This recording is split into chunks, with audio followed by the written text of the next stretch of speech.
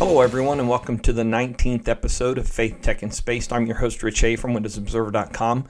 It is good to be back with you. It has been over 3 months since I last recorded a podcast episode. That was episode 18 at the end of September. So October, November, December, brand new year, brand new month, January 3rd. Today is the 3rd of January. It happens to be the feast of the Epiphany of the Lord, which is surrounds the arrival of the three wise men, the three kings, arriving in Bethlehem to visit the baby Jesus. It's been a while. And I'm not going to do a complete 3-month catch-up with every piece of tech news and headline. I've got an abbreviated format put together today.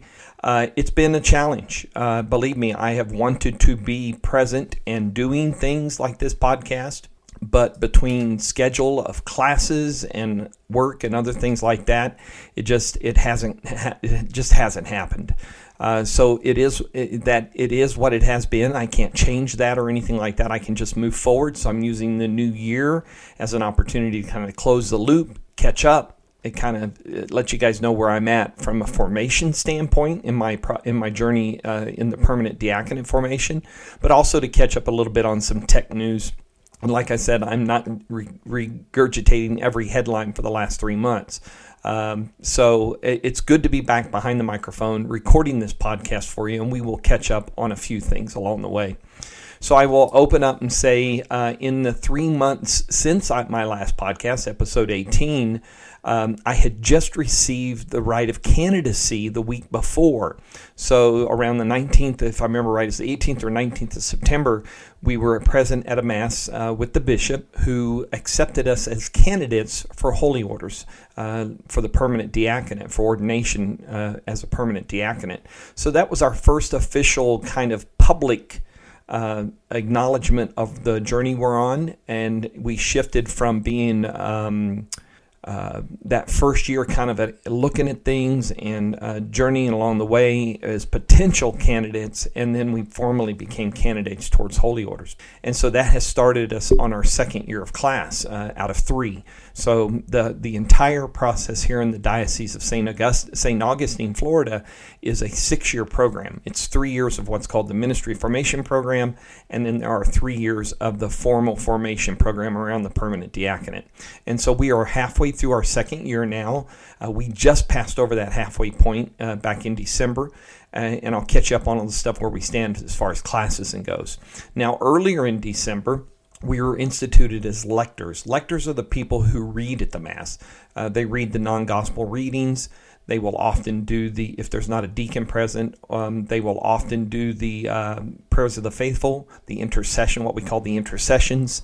And then that's their role in the Mass. And we have readers. We have people who are designated to be readers at our Masses that aren't instituted as lectors or readers. The only difference between those two roles, those two ministries, is that men who are pursuing or in formation towards ordination are instituted as lectors as part of that process. So there's first the candidacy, then there's the institution as lector. Coming up later this year in 2021 in May, we will be instituted as acolytes, which is for altar service. If you've ever been to a Catholic Mass and you've seen altar servers, it's not dissimilar to that. It's service on the altar, but there are differences in the role. But again, you're formally instituted in these roles leading up to ordination. Institution as a lector or acolyte does not guarantee ordination. That's an entirely different process and up to God's will and our own formation and discernment process and that of the staff who's training us. So we were instituted as lectors last month. We wrapped up our fundamental theology class online. To me, that was a brilliant class because fundamental theology focuses on the Catholic look at theology and our faith. And so we talked about revelation. We talked about all kinds of elements of our faith and how that is developed and how it's been developed over time and how it helps us today. We did 6 different RCIA. RCIA is Rite of Christian Initiation of Adults. That's a program that an adult goes through to be formed to join the Catholic Church, whether they've been baptized before or they're already baptized. And so we were able to prepare 6 different lessons on different subjects as part of that class for our CIA classes. So it's great that I already have kind of the beginnings of a notebook of sorts of teaching and class notes to be able to teach people about different aspects of the fundamental theology of the Catholic faith. So that was pretty neat to be able to do as part of that class. Every week, forum discussions, as you do typically in most online classes, about different areas that we were focused on and studying. And then we wrapped up with a final that gave us 15 questions, and we could pick 5 of them, and then we gave 5 essay answers to those questions. I'm very thankful and blessed that I received an A in that class. And now we're kind of about a week or so away from our next class beginning. We get back to local classes this coming Saturday, the 9th. That will be our second Theology of the Body class. We had our first one in December. Theology of the Body is about the sexuality and humanity of us as people, and specifically in and around the Catholic teaching about that. In fact, very famously, Saint Pope John Paul II, over the course of about 5 years at his Wednesday general audiences, gave homilies on theology of the body, about 129 of these talks that have been formulated into the overall theology of the body by John Paul II. So we did our first local class of that in December. We have been on an awesome 3-week break from class, both online and locally. It's been nice to kind of disconnect and just do some spiritual reading, some reflection, and just some other things. I was off from work last week as well, this past week. I was able to, we purged 90 pounds worth of documents from our file cabinet that date back 16 years ago, some of it does. So it was great to do a big purge. Took that for shredding at the local UPS store. They charge you $1 a pound. You just dump it into their big locked container, and a company comes and shreds that stuff once a week right there at the store. And so it was nice to get that done, and got some other projects done around, including I rearranged my office. I've cleaned out a bunch of old tech. I made a big e-cycle run last week to our local dump. Our local recycling facility, to dump off all that electronic stuff that I've had sitting in a box in the garage for a while. And then I've got a new desk, a new secondary desk, and a new setup and stuff like that. So it was a really productive week. It's been a really recharging few weeks to be taking it easy from stuff. So as we're getting ready to get started back, as I already mentioned, a week from yesterday, so the 9th of January, we will have our second Theology of the Body class. For that first one, we had to write an 8-minute homily on theology of the body focused on Genesis, one of the first 3 chapters of Genesis. And then, so we'll have that class coming up. We are about to start on the 11th of January, our next online class for 12 weeks with the Josephinum Pontifical College up in Ohio, called the Pentateuch. The Pentateuch is the first 5 books of the Bible, the Old Testament: Genesis, Exodus, Leviticus, Numbers, and Deuteronomy. So we will be studying those books in particular, and focused in on their what they provide, because there's many things in the Old Testament that are precursors, or not predictions, but pronouncements of events that would occur in the New Testament. So I'm really looking forward to studying the Pentateuch. I've done some Bible studies in the Old Testament, but this will be a very significant investment of time in those 5 books. So looking forward to that. Other classes we got starting up soon. Later this month, we will start Homiletics 2. We already had 3 homiletics classes under the auspices of Homiletics 1, basically our introduction to homiletics. We wrote 3 or 4 homilies in that process for presenting in front of our classmates, my 6 other guys that are in my cohort, and our teachers. Homiletics 2 is going to take it up a step. These will all be for specific grade. We will turn everything in. In fact, my first homily in Homiletics 2 will be from the 3rd week of Advent, which is called Laudate or Gaudete Sunday. It's when the priest wears the pink vestments, rose vestments, some call it. So I'm looking forward to that. I will start work on that homily actually week after next, because I actually have a short reflection, 4 to 5 minute reflection on the gospel readings for this coming Saturday for our class. So I'll be working on that as well.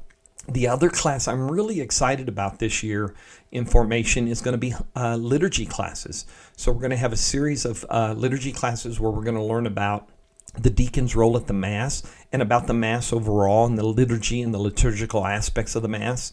And then we're also going to study the rite of infant baptism, because deacons can baptize children. And we're also going to study the rite of marriage, the rite of the sacrament of matrimony. And that's one that the clergy, the priest or the deacon, do not perform that sacrament. We witness. It is witnessed by the deacon and priest. The couple getting married actually perform the sacrament, and we're just there as witnesses for the church and the civil aspect of it for that documentation. And then we're also going to do some RCIA stuff around the liturgy. We're actually being taught this class by the chief liturgist of the diocese, and I've had him for other classes in ministry formation, so I'm really looking forward to that as well. Later on in the year, we're going to do in May, we have a retreat. Our annual board interview will occur at that retreat, and then we will be instituted as acolytes. Now, acolytes, this is that third step of this second year: candidacy, institution as lector, and then institution as acolyte. And acolyte looks very similar to an altar server, an individual, usually a youth, that assists the priest and deacon at the Mass. The acolyte, though, has some other duties and other responsibilities and is capable of doing more than just altar servers can, because altar servers mainly just help kind of set the altar, help the priest wash his hands and things of that nature, whereas the acolyte has a different role. And so we're going to learn more about that as we go through the liturgy class, because as an instituted acolyte, we get the opportunity to serve more on the altar, because that brings us into closer familiarity with the way things move around the altar during the Mass and our role in it, because, the next step is ordination as a permanent deacon. And God willing, I can now say next year, in June of 2022, myself and my cohort will be ordained as permanent deacons. Again, God willing, please pray for all of us. We need all the prayers we can get, and that will be coming. So that is also something that we will do this year. And then we'll wrap up in June for our second class year with a class on ecumenism, which is basically Christian faith, Christian of different faith working together for the common good kind of stuff. And then we're also going to have some bioethics, a bioethics class. And bioethics in the Catholic Church and Catholic teachings, there's a lot about that when it comes to end stage of life and around life in general, life practices and life teachings and things of that nature. So we'll be hearing from a formally trained bioethicist that we have here in our diocese. So I got some links in the show notes about things like theology of the body, homiletics, fundamental theology, the lector, the acolyte, the Catholic Church and ecumenism, and the National Catholic Bioethics Center, to give you a little more insight if you're looking for something like that. From a personal front, this first half of our second year has been extremely enriching. My own personal development, I notice a much deeper spirituality, much deeper reflectiveness in the way I approach things and my attitude around things. Continue to pray morning and evening prayer. I pray evening prayer with my wife, actually. We pray it together. And we also say a daily devotional of the Rosary 4 days a week, and then 3 nights a week we have other similar devotionals. We pray the Rosary of the Seven Sorrows. We pray the St. Michael Chaplet to St. Michael, the Archangel, and the angels. And we also do a Divine Mercy Chaplet on a third night. So that's a total of 7. So we do that each day and sharing that together. In the mornings, I do Office of Readings, which is the first prayers of the day. And then I do morning prayer before I go to Mass 6 days a week to do the live stream. As you guys know, I'm live streaming our Masses. And then that's kind of, been my formation. I will start doing some work this month on a pastoral experience for this year. I'm reaching out to our parishioners, checking in on them and making sure their needs are being met, that they don't have any spiritual needs as well as physical needs, just because in the circumstances of the pandemic, we can't do much else. So that is what I will be focusing on this year, as well as classes and things like that, because we can't do your standard kind of pastoral experience in a hospital or prison ministry or something like that because of the restrictions. So again, I'll just close out with the same thing. Please, if you are the praying type, as you listen to this, please say a prayer for the 7 of us in my cohort, myself and 6 other men who continue our formation and that God's will be done, because this is not my choice. It is a discernment process that we're going through, that I'm going through. And, ultimately it's God's will. I believe it fully. It is God's will about this call and the formation and discernment I'm going through and leading up to God willing, my ordination next year.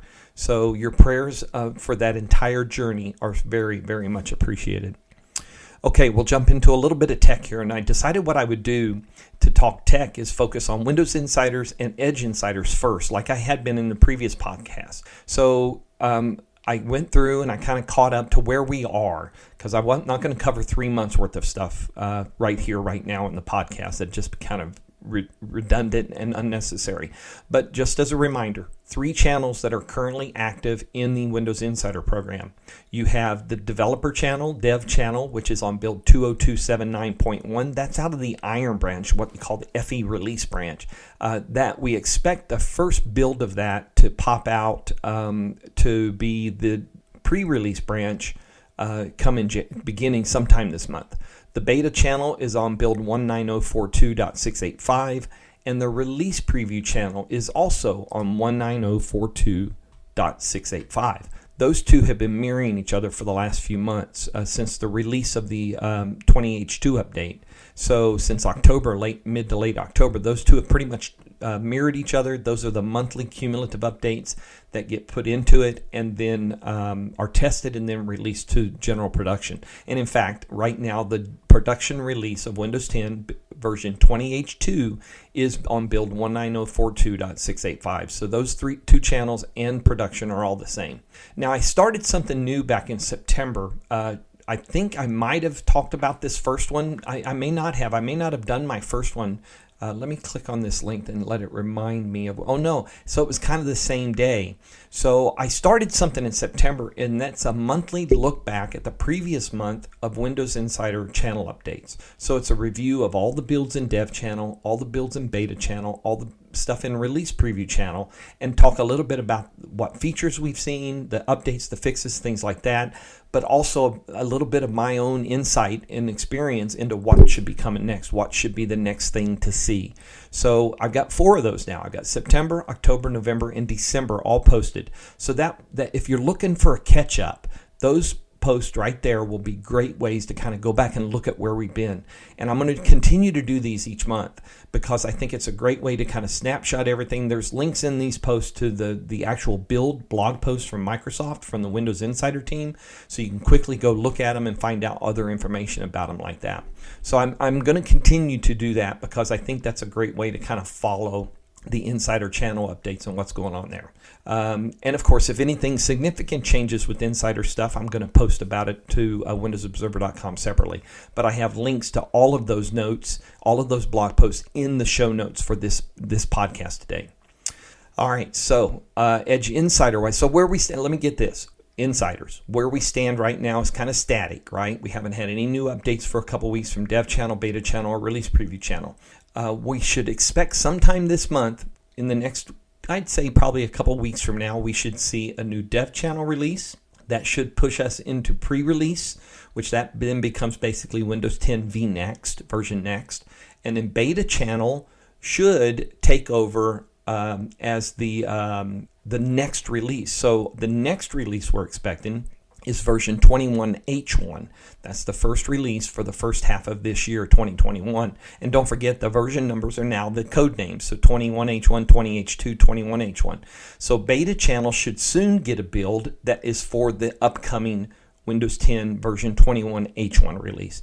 And then Release Preview Channel is probably going to stay right where it's at. It's going to continue to test the cumulative builds each month, the cumulative updates that are being released for production about 7 to 10 days ahead of that release, so they can get a little testing out through those channels. So that's kind of where we stand right now with Windows Insider. On the Edge Insider front, Edge Canary is at version 89. Edge Dev is at version 89, slightly different build numbers. Edge Beta is at version 88, and Edge Stable, the production release of Edge, is at version 87. There haven't been any daily updates for about 10 days now in Edge Canary or anything like that, so we're static right at the moment. Those should start to kick up an update probably next week once people start to return to work after the holidays. And so what that means is that we should start to see those numbers start to tick up. Very soon, we should see the stable release of Edge go up to version 88. Edge Beta then move into version 89. And I suspect Edge Dev will stick around in 89 for a little bit, but Edge Canary will probably get moving into version 90 before too long. Some links I've got in here for Edge stuff over the last few months in case you've missed any of the updates. Feedback summary for December, for the December release of Edge Canary. Some information about how to now you can autofill your saved passwords for Microsoft Edge on your phone. I got a link to the main Edge Insider page. That's a great place. They're not individual stories, but on that page they display data about different new features that have come out in the various versions of Edge in the various test channels. So that page is called Straight from the Cutting Edge, and you can go there to look at the different things. Top 10 Microsoft Edge Chromium features. This is a tips, tricks, and new updates video. That's a great way to kind of get an idea of what, at the end of the year, what the top 10 kind of features are to Edge Chromium. I got a link here to the Microsoft Edge December 2020 Reddit AMA. That's an Ask Me Anything on Reddit about Edge development and stuff like that. So there's lots of good information in that to catch up on while we're kind of in this final week to 10 days of waiting for things to start to crank out again. Porting Chrome extensions to Microsoft Edge is easier than you think. I've got a blog post here from Microsoft Edge Dev that will show you how. If you're doing a Chrome extension, you can easily get it over to Edge. And let me tell you, that repository of extensions for Edge are growing all the time. More and more people putting stuff in there. New updates to make Microsoft Edge your daily dashboard for work. So this is kind of a catch-up blog post back in December to kind of summarize all the work that's gone on in Edge to make it a good, solid place to do your work from.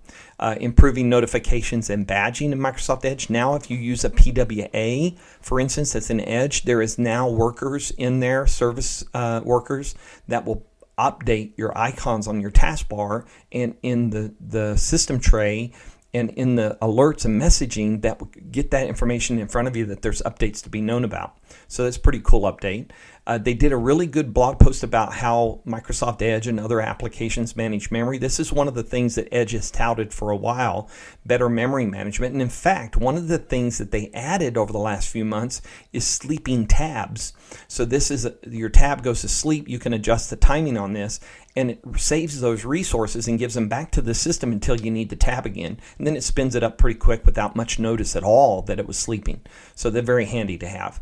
And then the other thing they're doing a ton of work on is PDF Reader in Microsoft Edge.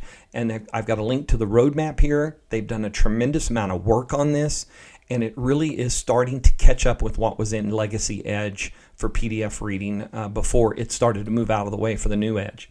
So great information about Edge right there. Again, we're in a bit of a lull. We fully expect within a week to 10 days that we'll start to see daily builds start to roll out again to Canary. That's weekly builds to Dev. And then 4 to 6 weeks for Edge Beta and Edge Stable. Everything from those two will always track each other. Will always follow each other through.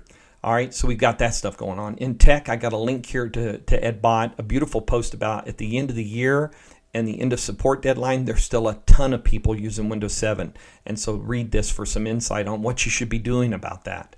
Mary Jo Foley wrote about 5 technologies to watch in 2021.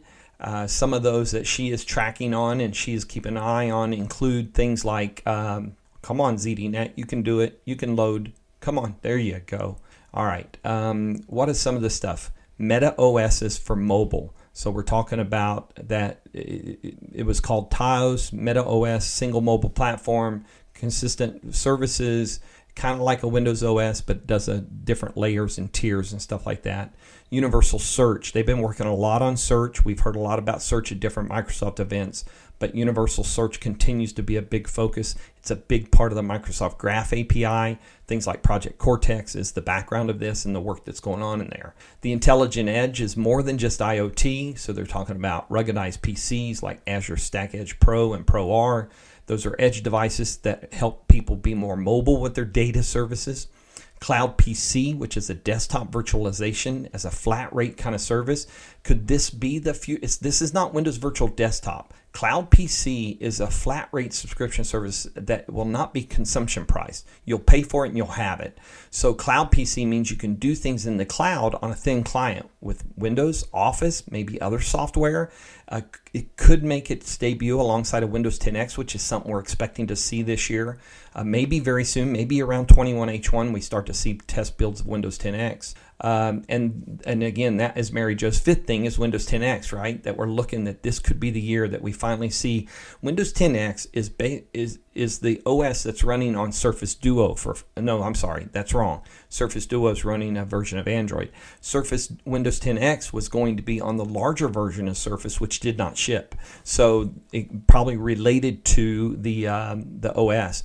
And Mary Jo seems to think this will be in 21H2, which will be the UI refresh. This is intended to be a big UI refresh, so it'll be interesting because this summer we hit 6 years of Windows 10. And so is it due for a huge change? Is it due for a paint over? I think it's due for an update that certainly makes everything more consistent. If Windows 10 has any issues, it's the lack of consistency in the UI. And so that needs to be worked on, and this may be where they start to work on that. What else have we got going on? New features for OneDrive, Teams, and more. Tons of stuff that happened in 2020 around these services and Microsoft 365. So I've got a blog post here that will catch you up on all of that stuff as well. Earlier this year, I had the opportunity to have the Surface Book 3, thanks to Microsoft, in my hands. And so at the end of October, I wrote my review of that. It's a third generation device, but it's still a workhorse. I really like the device. I've had Gen 1 OG, I've had Gen 2, Surface Book 2, and now Surface Book 3. In fact, my Surface Book 1 is a test device, or actually my Surface Book 1, my wife uses as her daily driver. Surface Book 2 is a test device. I've got that in the, I have that in the release preview channel. I have Surface Pro 7 in the beta channel, and then I have a Lenovo in the dev channel. So it's great devices. I mean, don't break what works, right? Is that the phrase? Or it's don't try to fix what's not broken. It's a solid device. Could it use some refreshes in different areas? Absolutely. But that will be interesting to see in the next generation. And so get a little snapshot of tech stuff. Okay, that's kind of where it's a big overarching look at things on the tech world. On the space side, I've got some links here to NASA. Do you know that we are just 6 weeks away from the landing of Perseverance on Mars? I got a link to the mission trailer for that landing. It's kind of like the 7 minutes of terror all over again. In fact, it was we just recently hit an anniversary of the Mars rover landing on the red planet. So that's coming up on February 18th, 2021. I've got a link here to what they learned this year from Space Station Science, so you can catch up there. The best Space Station Science pictures of 2020. Space Station is 20 years old, celebrating the holidays in space. They look that over. And then, of course, I hope you got to see the conjunction of Mars and Jupiter in the night sky leading up to Christmas. It was pretty cool. They're separating now based on our alignment and where we're at. They're starting to appear further apart, but it's pretty cool to see them. I saw them on the night of their closest, and you could not distinguish them in the sky, just barely distinguish them. SpaceX, man, they had a year. They had a huge year. They after Demo 1 and Demo 2, they had Crew 1 and launched the first 4 astronauts who are up on station now. There is a second Dragon cargo spacecraft based on the new Dragon Crew model that's up there on station. So 2 Dragons up there. One took cargo, one took 4 astronauts. And if you didn't see the Starship serial number 8 high altitude flight test last month in Boca Chica, Texas, it is well worth watching. There's a big rapid disassembly at the end, but the test itself, overall huge successes with Starship serial number 9 and 10 already getting ready for their own flight test. So SpaceX had a huge year. They did very well. And so I've got summaries and links to that. And then I got a general from NASAspaceflight.com, a general year in review looking at Mars missions, lunar samples, crew launches from the U.S. and Starlink. That'll give you an overall look at what's been going on in space during 2020. And one of the cool things I got to do at the end of November was that I got to go to Port Canaveral and watch the return of of a SpaceX booster that had landed on one of the drone ships at sea after a launch. It was a Starlink launch, I think. It was the 6th time this booster had been launched and landed.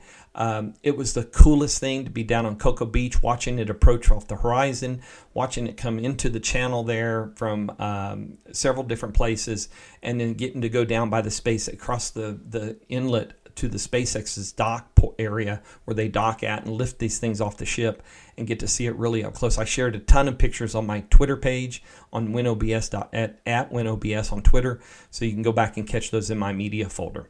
So I hope that gives you kind of a catch up. My biggest challenge talking about this podcast on my schedule and my opportunity and availability for this, my biggest opportunity to do this is to keep it short, keep it sweet, and keep it perfunctory, right? Keep it kind of on task. And so I'm playing around with the ideas and trying to hit the big, not to hit a litany and long list of things each week. That's where the work is just grinding, tracking them, finding them, and doing that. So this may become a little bit of what you've seen today and heard today, a little less intense as it comes to numbers of links and things I'm going to talk about, but focusing in on some real true highlights each week. I'm at 30 minutes right now. This is perfect window for this podcast, I think. I certainly spent a lot of time talking on the faith aspect of stuff because I talked a lot about formation to catch you up on the 3 months worth of stuff. I think that the regular catch up on the insider stuff for Edge and Windows is important, kind of keeps you up to speed. That's in my bailiwick. I will continue to do that, and then hit on some highlights from tech, highlights from space, and then wrap things up. And I think this new format might work. It'll be a little shorter, be a little less prep work to get behind the mic and record the 30 minutes or so and then get it out to you all. So we'll see what that happens. I will not make any promises. That would be unfair. I've been very upfront since I started this new podcast.